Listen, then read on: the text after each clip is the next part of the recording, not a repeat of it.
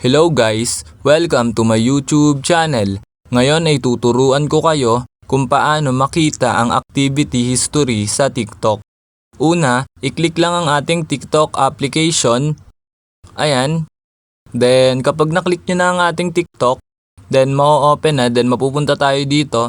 Then kapag nandito na kayo, pansinin nyo naman itong profile which is eto sa baba. Ayan, then i-click nyo lang. Then kapag na-click nyo na, ayan, mapupunta na tayo dito sa profile ng ating TikTok.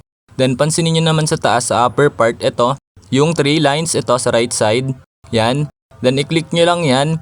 Then kapag na-click nyo na, ayan, mapupunta na tayo dito. May lalabas na ganito. Then mababasa nyo tong settings and privacy which is ito. Then i-click nyo lang yan. Then kapag na-click nyo na yung settings and privacy, mapupunta na tayo dito. Then pansinin nyo naman yung activity center which is eto, ayan, sa baba.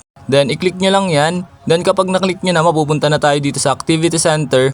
Then makikita nyo dito lahat ng history nyo. Watch history, comment history, search history, ayan, mention history, account history.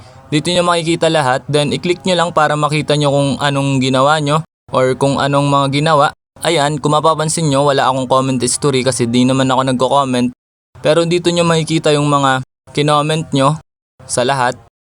Ayun, ganun lang na mga dali para makita ang activity history dito sa inyong TikTok.